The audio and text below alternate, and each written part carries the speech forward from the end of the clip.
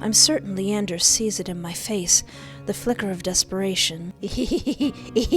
Why is that red? We're going right over illegal hand-holding and going right to sacrilegious face-touching. Nightfall creeps across the streets of Iridia. The city, labyrinthine even in the daytime, has become a warren of treacherous alleyways. Oh no, we're in the big city at night. The streets are completely deserted. If I hadn't been here earlier, I would have thought this part of the city was abandoned. I make my way through the winding streets, doing my best to keep my bearing towards the wet wick. My steps slow when I hear rustling in the dark. I strain my ears, but everything is still. Is the silence playing tricks on me? Something is wrong. You can detect magic. Couldn't you detect something sneaking up on you? Be wary of it. The fine hairs on the back of my neck prickle, a frisson of discomfort running down my spine. Something is wrong. My eyes dart from one side of the street to the other, searching for movement, but the shadows are as deep and dark as pools of ink, and I see nothing. I can't stay here. I need to reach a busier part of the city. Drawing my cloak tighter around my body, I hurry on my way. Though I keep my eyes sharp and listen intently, there's only the sound of my own footsteps. As the moments pass and nothing happens, I begin to wonder, maybe I really did imagine that noise. I turn the next corner, and my thoughts come screaming to a halt. My head spins, the world blurring as adrenaline rushes through my veins. Only one thing is clear amidst the haze. Oh no! The soulless that attacked the caravan. It's crouched over a dark, indistinct shape. A body. A garland of intestines spills from pallid flesh. Blood grouts the cobblestones. For a mercy, the soulless is too distracted by its meal to have noticed me. My feet feel as heavy as stones, but I can't just stand here. Holding my breath, I take a step backwards. When the wet slurping sounds don't abate, I take another. Then another. Then a shard of glass crunches under my heel. Crap. The world seems to slow to a crawl as the soulless raises its head, blood dripping from its tendrils. Every single one of its sulphurous, bulging eyes fix unblinkingly on me. It's really here. It's come back for me.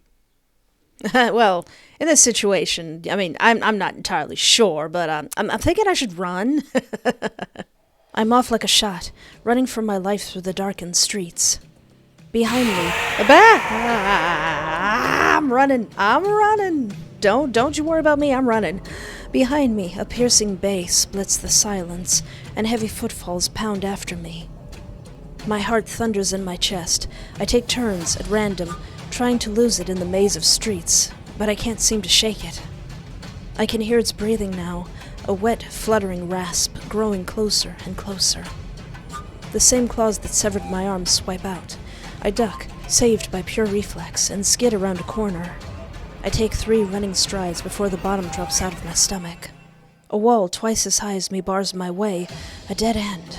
Oh no! When I turn around, the soulless looms in the entry to the alleyway. It's no longer running. It doesn't have to. As it prowls closer, my thoughts race. Some of the buildings lining the streets are lit. There must be people inside. It's a long shot, but... Scream for help! Maybe one of my many boyfriends will come save me! Somebody help me! Tuskete!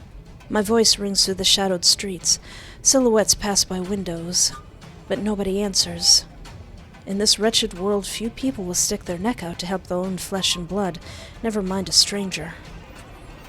The soulless, provoked by my shouting, gives a raspy hiss. It's the only warning I get before it lunges for me with a flash of claws. I hurl myself to the side, but the slick cobblestones betray me. I fall, sprawling over the rough stone. As the soulless looms over me, I scramble away from it until my back hits the wall. There's nowhere left to go. It descends on me for the kill. But the impact never comes. My plot armor!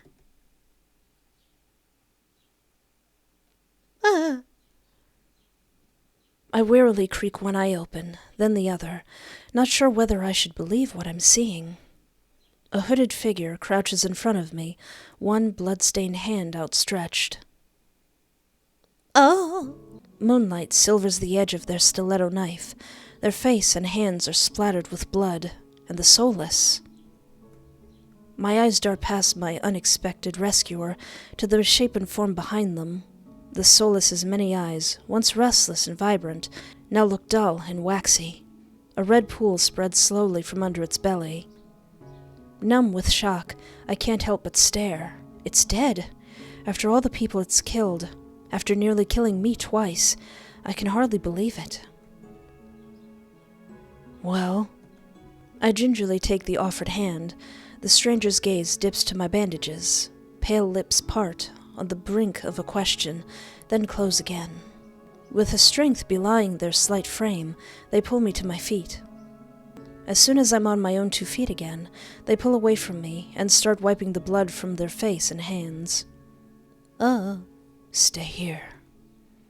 They turn away from me, stiffly, leaning over the soulless's gangly body. With their back towards me, I realize that I saw their hooded silhouette at the Senubium. You're shorter than I thought. What the heck? Well, I'm more grateful that you saved my bacon. You saved me. I shouldn't have had to. Their harsh response takes me aback. Before I can formulate a response, they continue. What are you thinking, traveling alone at night? This is far from the worst thing haunting Lowtown. I can't make heads or tails of them. First they save me, and now they scold me? Lesson learned. I could do without the lecture, though. To my surprise, they break eye contact. Their attention glides back to the soulless's corpse. They examine it with an inscrutable expression. I clear my throat to fill the silence. I'm Espoir. Mihin. Suddenly, Mihin tenses. Their blade flashes as they drive it into the base of the soulless's skull, right between the cervical vertebrae. The soulless thrashes once, letting out a rattling hiss as the air leaves its lungs. Mihin leans on the blade, driving it deeper and deeper, until there's a sickening crunch, and the creature goes limp. My heart thuds in my chest. It must have been clinging to life by a thread. Mihin straightens up, withdrawing their blade in a single smooth motion. Better to put wretched things like this out of their misery. They calmly cleaned the blood from their knife. They struck with surgical precision. Their quick, clean movements are familiar. Are you a scientist? Mihin stops mid-motion, lifting their head to stare at me. You knew exactly where to strike. Have you studied anatomy or medicine? Not quite. Why is a soulless inside the city? Mihin looks at me, eyes searching, before realization dawns. You're new here. There's no walls around the city. Soulless can come and go as they please, until someone is contracted to stop them. The Senubians' patrols don't bother to protect Lowtown. Not anymore. Let me guess, you're not a fan of the Senubium. I wouldn't go that far. Their brow abruptly furrows, and they sheathe their knife, motioning for me to follow them. It's not safe here. The vultures can smell death. I'm not quite sure what they mean, but I don't want to stay lost in this city. I trail behind them as they stride down the street. If it's so dangerous, then why are you helping me? You are making an unbearable racket. Next time you walk into a soulless's claws, at least die quietly. Oh, thanks. Their answer is stingingly harsh. You know what? Fine. I just need to find my lodgings.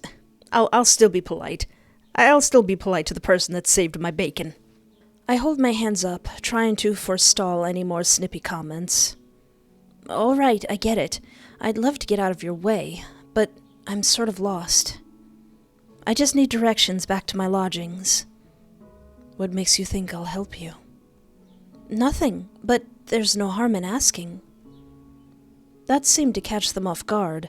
Their brow knits, and they look away, scowling.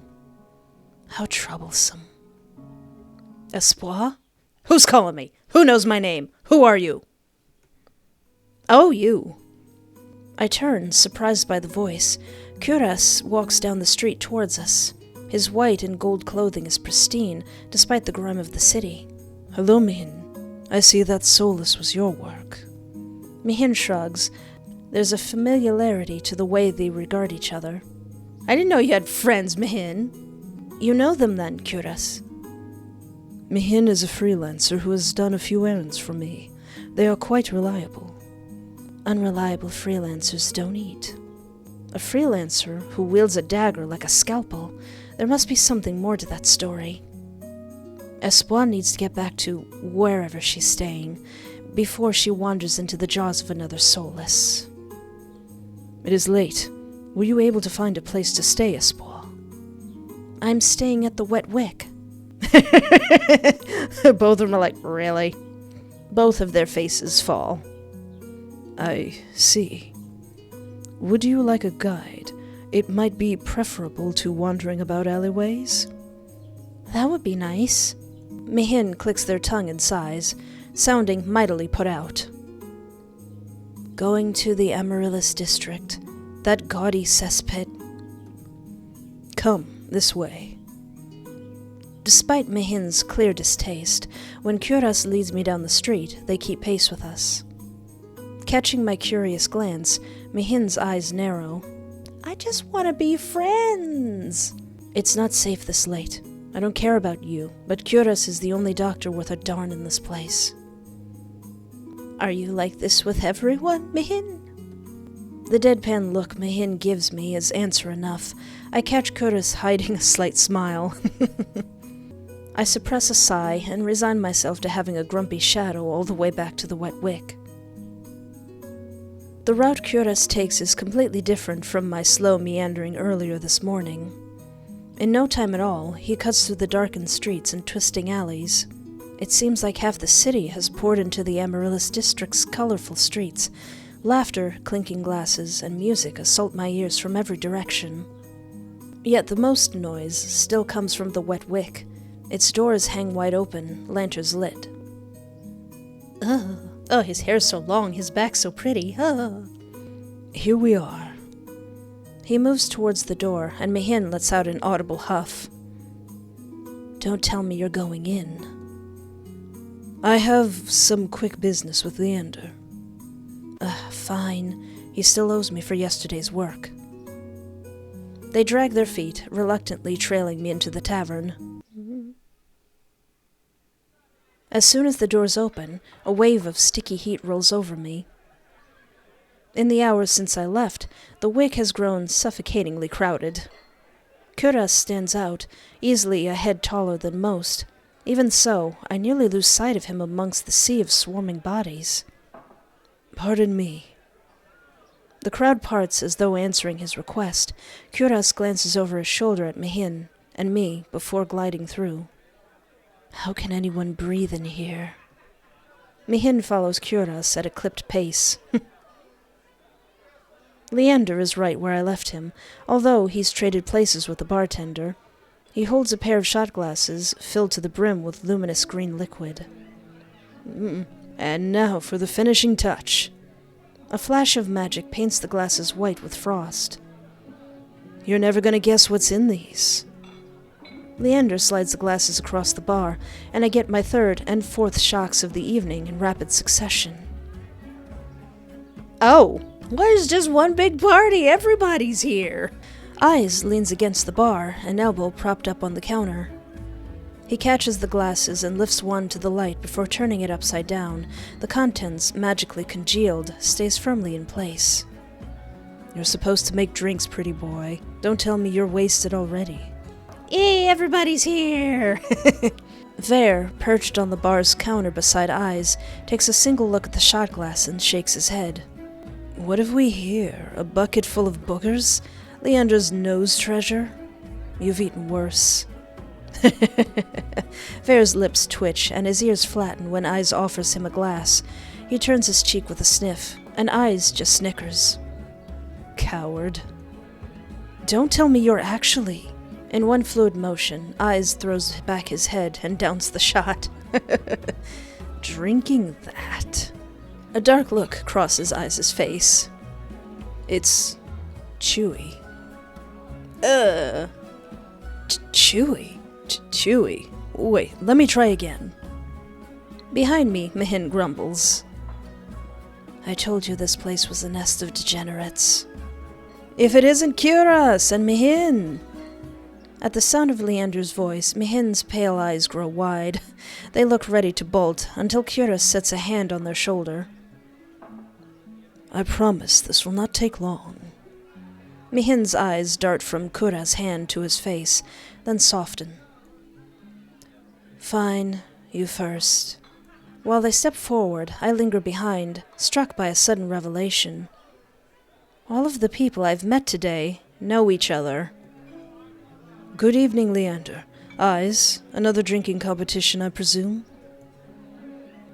So many boys everywhere. Oh, is it evening already? Could have sworn it was earlier. Just some friendly rivalry, Doctor. Nothing to be afraid of. Curas acknowledges Leander and Eyes with the slightest nod, ignoring Ver entirely. Not that Ver seemed to mind. Aw. He tilts his head, and an impish smile curves his lips when he spots Mihin looming silently behind Curas. I almost didn't see you there, Mihin. Looking for your booster seat? Aw. Mihin pushes back their hood. They level Ver with a cool look. I thought Eyes wasn't allowed to bring his pets in here. Ver's tail gives an angry twitch. Aw. Aw. At the first sign of an impending fight, Leander vaults clear over the counter.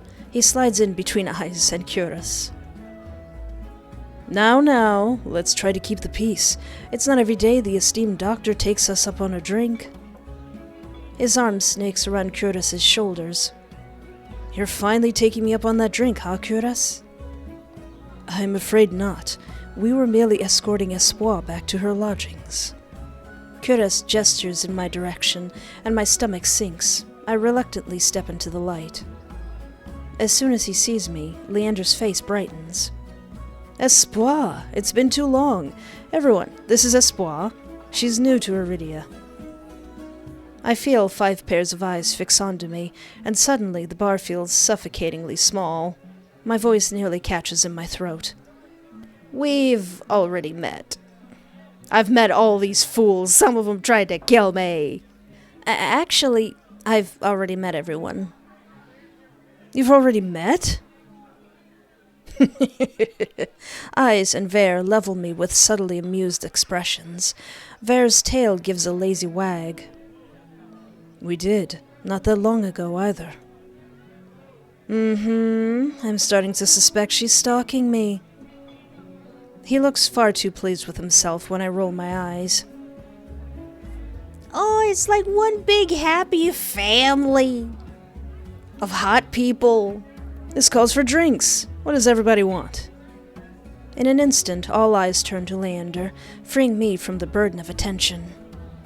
I still can't believe they all know each other. Watching them talk amongst themselves feels surreal. But for the first time since I undertook the journey to Iridia, I feel a faint glimmer of hope. I know I was meant to meet them. The low, pleasant rumble of Leander's laughter pulls me from my restless thoughts. Ha! Well, color me surprised. You make friends fast, Espoir. I wouldn't go that far. We're more like acquaintances. A wise man once said that acquaintances are merely friends you haven't shared a drink with yet. A wise man? You said that. Here, last week. I can hear Mihin's lip curl with distaste from across the bar. Leander clears his throat and continues, unperturbed. Let's toast to Espoir's health. Care to join us in, Doctor? Curas politely declines with a wave of his hand. How about you, Mihin? No. Are you? No. A resounding pop pierces the din of the bar. We all turn in the direction of the noise. Ver looks almost bashful as he accepts an overflowing flute from the bartender, poured from a bottle so old its label has been worn blank. They serve champagne here? Since when? Ver pauses in the middle of licking champagne foam from his fingers with a coy smile. You don't mind, do you? In a transformation as impressive as his magic trick, the concern on Leander's face vanishes. He laughs softly. No, be my guest. I know you've got expensive taste. Then he shoots the bartender a frantic look. Unbothered or uninterested in his company, Eyes cants his head at me, a light smile on his lips. How about you, Sparrow? I did say I'd buy you a drink earlier. No, my treat. Eyes regards Leander over the lip of his glass. In the dim light, the glint in his crimson eyes looks downright dangerous. What'll it be, Espoir? You know what? I think I'll take that drink this time. We're all friends here. Then the next scene we all wake up drunk in that room and don't know what happened, and then there's a donkey. I'll take you up on that drink, as long as it's not one of those green shots. Don't knock it till you've tried them. They taste better than they look. Somehow, I doubt that, but I hold my tongue long enough for Leander to go behind the bar. He's lying, isn't he? When I glance at Eyes, he only shrugs. Like I said, they were chewy. Probably poison, too. He considers his own drink, a tumbler of amber-colored whiskey. Leander's tried to kill me 12 times by now. It's always a gamble. Ver clicks his tongue in disapproval. When he finally looks my way, it's with a half-lidded gaze, softened by his 3rd glass of champagne. Were I you, I wouldn't let Leander put anything in my mouth. He fans his fingers over his chest, voice dripping with fake reverence. The Wet Wick is one of the finest drinking establishments in all of Iridia. While you're here, you may as well partake in the signature watered-down drinks and stale nut leather. He sweeps his hand towards a chipped ceramic bowl filled with spindly, speckled jerky that I can only assume is nut leather. What is it with the food in this city? As abysmal as you make it sound, this place is completely packed. It's not all bad. Depending on the day, the food's edible. Depending on the day. You guys aren't really hyping this place up very much. Eyes takes a measured sip of his drink. Gotta stick around for the real attractions, though.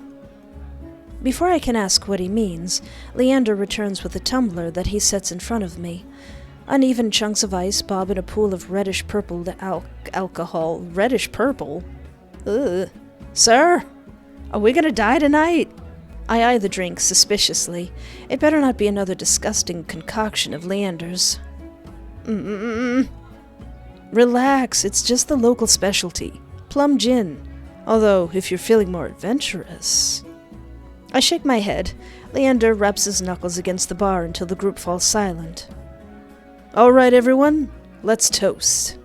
May Espoir's stay in Iridia be full of bright adventures and discoveries. Cheers. Leander, Eyes, and Ver raise their glasses in unison. Mihin only crosses their arms, and Kuros watches with polite indifference. I tip back my drink. The plum gin is eye-wateringly strong. Despite a sharp medicinal edge, it goes down smooth.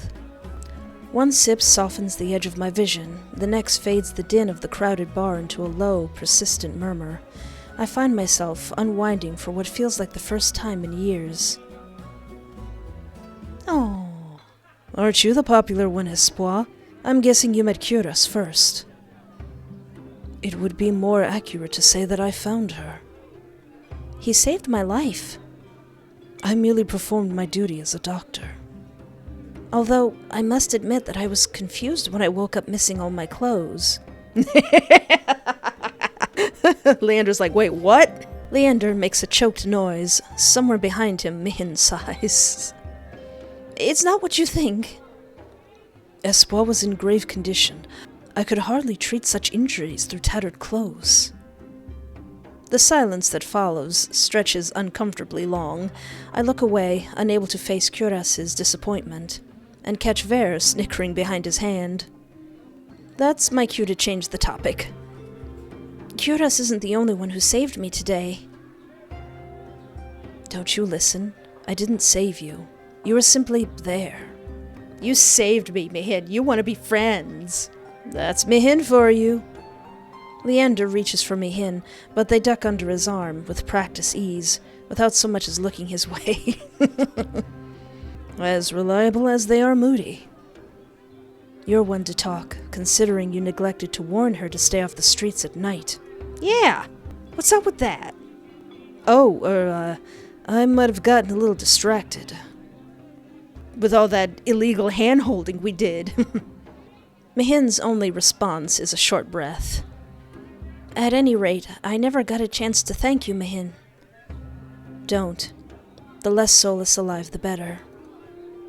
For a heartbeat, Mihin's eyes flick towards Eyes, and their lips twist. Eyes is too busy nodding along to Vere's enthusiastic pantomime of stabbing to notice, lost, no doubt, in an enthralling discussion. I've had enough of this hack hole. Let's go.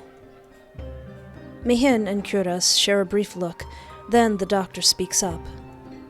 Very well, but there is something that I must discuss with Leander, if you'll excuse us, Espoir. And just like that, the three of them depart, leaving me alone to savor my gin in silence. Or so I think, until I hear a voice so soft and low, it's practically a purr. Lost your tour guide? Oh no. I turn to find crimson and pink eyes trained on me. It's not lost on me that they chose the instant the others left to strike, just my luck. I had to be abandoned with the two most irritating people I've met all day. Monsters or not, there's no telling what I'll do if either of them push me again. Don't tell me Leander already snuck off to get his knob slobbered out back. I'm detecting a bit of jealousy there. He's got business with Kuras and Mihin. 2-on-1 business, Isn't he lucky? I can't tell if it's the champagne or the company, but Vere has grown noticeably more relaxed. He sits with his chin propped on the back of his hand. His ears twitch whenever a hiccup shakes his shoulders. Why are you so far away? Come, join us. He pats the empty bar stool beside Eyes, but I hesitate. The smile Vere wears is sweet and distinctly sly, and with drinks in the mix, I dread how he and Eyes will mess with me next. We don't bite. I'm not sure about that. Just hours ago he tried to rob me, and you threatened me. Me steal? Surely you must be mistaken. You sure it was me? Listen up, you two collective heads of knuckle. I've had it up to here with you. Your hotness will not save you. Yes, it was you. And then you had the gall to kick me out just so you could go drinking. He gives another one of his shrugs. I was lonely. A simpler answer than I expected, but I guess I can't fault him for that. Vere suddenly slumps forward, gossamer sleeves pooling where he rests his elbows on his knees. Eyes sets his hand on Vere's waist, narrowly preventing him from tipping off the counter. Aw. How about we start fresh, Begin with proper introductions. Get off on the right foot and whatnot. I'll start. The name's Vere, hunter extraordinaire. Vere's right hand flutters to his chest as he bows his head, flinching when hair falls into his eyes. Cute. Eyes doesn't say anything, so I suppose it's my turn now. It's Espoir. Vere considers me for a long moment, his tail idly swaying behind him. Then he knocks back the rest of his champagne. It's a pleasure to formally meet you, Espoir. He says my name slowly and deliberately, savoring every syllable. A tingle jumps down my spine. I quickly turn my gaze away. Eyes smirks at my reaction over the rim of his glass. Is something funny? Nope. I open my mouth and close it just as quickly. They want me to react. Goading me into another ridiculous game. Listen, you two. While their sharp, cat-like eyes keep me on edge, something about this tension is fun. It must be the gin. A flash of white over Eyes' shoulders catches my eye. Across the bar, Kuras heads for the door. I don't see Leander or Mihin, but it feels wrong to let him leave without saying goodbye. I'll be back. Ver hums and wags his fingers at me as I leave. I slip through the crowd, careful not to touch anyone, but just as I'm nearing Kuras... Yeah! I stagger, almost checked by a man with a neck thicker than both my thighs. He stares down at me, nostrils flaring. Oh no. Oh no, it's Mr. Roughneck! Get out of my way, crapstain! How dare you, sir? My words spill out on their own. You watch it! I regret them as soon as they leave my mouth. That fluffin' gin! I knew I shouldn't have gotten drunk. Oh well. The roughneck wheels around, shoving a bloodhound out of the way so he can close in on me. I've got a number of boyfriends behind me. They think I'm really cute, so please don't hurt me. What did you say? He shoves me backwards, sending me stumbling to the sticky floor. Ew, sticky. I'm fine, but my heart leaps into my throat when I see the roughneck bearing down on me. You're trying to start something here? The roughneck freezes, his fist cocked back. A group of bloodhounds called by the commotion circle him, sizing him up. For what feels like an agonizingly long moment, the roughneck looks from me to the bloodhounds. Finally, he sniffs and spits on the floor next to me, the lob narrowly missing my cheek. Ew. Screw it. Too many freaks in this circus tonight. He turns his back on me and comes face to face with eyes. Oh dear. Oh no. A dangerous smile spreads across his face. You'll do. What happens next is a blur. Iza's fist crashes into the roughneck's jaw, causing an eruption of gasps, shouts, and even cheers around us. I scramble to my feet as the frantic crowd swarms around me, cutting off my sight of everything and everyone. Through the ruckus, I hear Leander shouting, Hey, hey! Eyes! Take it outside! Ignore them, everyone! Look, drinks are on me!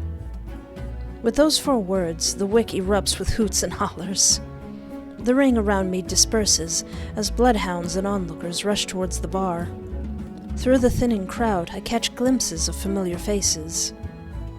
Eyes vanishes out the back, dragging the roughneck behind him. Hot? Kuras lingers near the door, searching, I suspect, for any wounded before he departs. Mihin draws their hood up tight as they slip out the side door, while Ver leans over the counter to swipe a glass of wine from behind the bar. And Leander, seated at the opposite end of the bar, gestures dramatically and apologetically at the bartender. In the space of a heartbeat, I realize that there's no telling when or if I'll see any of them ever again.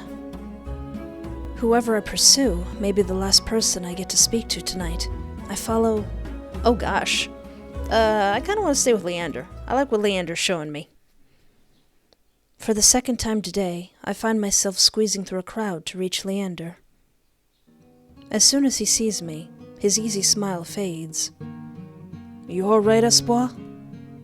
I'm not used to someone looking at me with such earnest concern. I've been through worse today.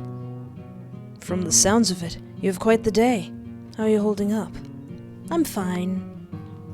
I'm fine, she lied. Well, I'm still alive. That counts for something, right? Iridia is not an easy place to live in, but you get used to it eventually. Let's hope so. Leander signals for the bartender. I'm parched. Do you want anything? I'm good. That gin almost got me killed. Just water, please. Make that 2. Once he's ordered, Leander turns back to me. Did you at least get to try any good food? I had these fried dough sticks from a vendor near here. As soon as I begin describing my meal, his eyes brighten with recognition. The long lads from Wen's stall? You've got to try them with porridge. There's another stall about a block away with these rose-water rice flour cakes. Take one bite, and you'll think you've been transported to some high-town patisserie. Patisserie? Golly, this is full of big words that I've never heard before. Then bam, you open your eyes and it's the same trash-lined streets as always. When he laughs, his hair falls over his eyes. He shakes his head and pushes it back. I'll show you sometime, if you've decided to stick around Lowtown, that is. The Iridia Leander describes is far different from the one I've experienced, but if you live anywhere long enough, I suppose it becomes home. It seems like I'll be here for a while. Maybe I'll take you up on that. The bartender returns with a pair of glasses and pushes them our way. Cheers. Leander clinks his glass against mine.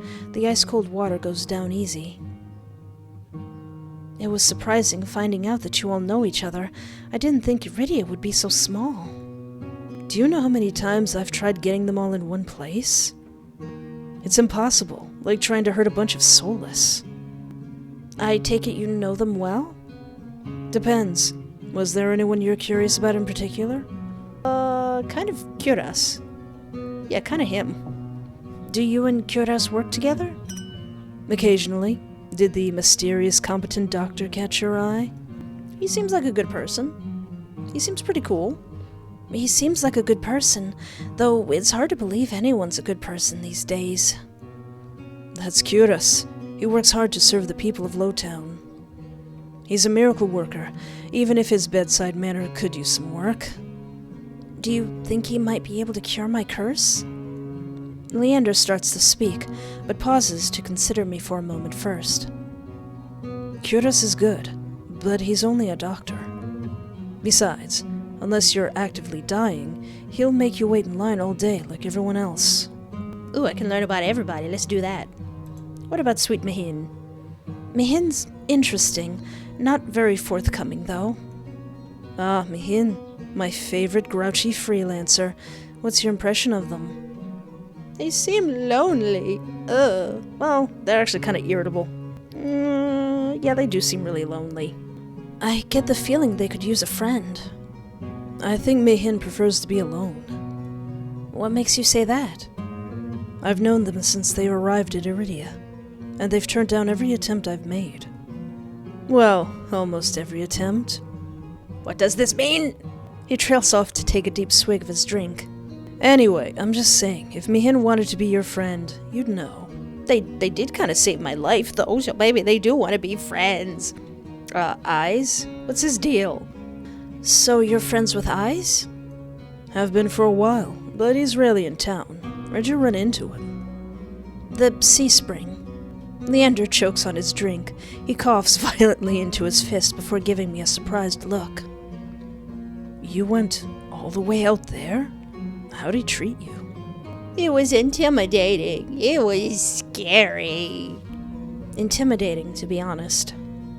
Don't let it get to you. Eyes does well in Iridia because he knows how to scare people. Clearly. He's a monster. You really don't think he's a threat? Not in the slightest. I like to think of us as rivals. We like to keep each other on our toes, you know? Don't you think being rivals with a monster is a bad idea? If he wanted to disembowel you, it'd be easy. No, it's not that serious. Sure, Eyes likes to toe lines on purpose. But he's not such a bad guy when you get to know him. What's that look for? Wait a minute, are you the one going around romancing people, Leander? That's my job. Leander sighs and takes a swig from his glass. Ver? What do you know about Ver? And am I pronouncing his name right? Leander shakes his head slowly, his expression grave. Ver, a living example of the Senubian cruelty. Most days they keep him on a short leash. I'm surprised you ran into him. So, tell me, what do you make of him? I kind of want to know more. He seems very fancy. I want to know more about him. Wouldn't we all? He's mysterious, and not just because the Senubian keeps him locked up. The way they treat him, it's just not right. Do you know why he's a prisoner? Nobody knows. He's been in prison for as long as anyone remembers, but whatever he did must have been awful considering the punishment. He's charming, but like any monster, he's dangerous. If you ever see him out hunting, you'll know what I mean. Leander swirls his glass, choosing his next words carefully. Don't fall for his looks. He'll rip your throat out for fun. That about covers it. Aren't you tired of standing? Let's find you somewhere to sit. Leander pushes away from the bar, beckoning me to follow him. He leads me to a small booth hidden in a nook of the bar. A pair of bloodhounds notice him and immediately leap to their feet, offering their seats to us. As I slide into the booth, a web of graffiti scratched into the booth's tabletop catches my eye. The deepest grooves form the outline of a dog from Leander's posters. Dozens of roughly etched names surround the drawing, some fresh, some well worn. What is all this? It's a tradition. Whenever someone joins the Bloodhounds, they have a drink with us, and then they carve in their initials. The barkeep must love that. After the first year, she finally stopped charging me extra for damages. 2 years and countless drinks later, she added her own name. Aww. You're not planning on recruiting me, are you? He quickly shakes his head. Not yet. You need time to think about your own path. Do you know what you're going to try next?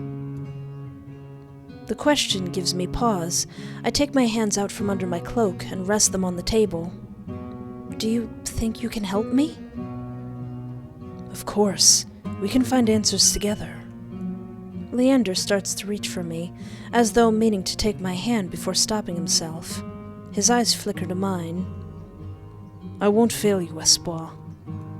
And if you ever need a taste of normalcy, I'll always be here for you. My chest tightens at the memory of touching him. Even now? Leander swallows. The table groans under his elbows as he leans forward. The booth is so narrow that he completely blocks my view of the bar counter. It's almost as though Leander and I are completely alone. If that's what you want. How did it make you feel? It was warm, exciting. I don't know how to describe it. Leander rests his right hand on the table. He looks at me, smiling, when I place my hand on his. Slowly, he begins unwinding the bandages, stopping every so often to glance at me. As my skin becomes visible, I cast a nervous glance around the bar, but as far as I can see, no one is paying us any attention. Leander squeezes my hand gently. No one will notice. We're going to do some illegal hand-holding. He pulls back, raising his hand to his mouth so he can tug his glove off with his teeth. Hot.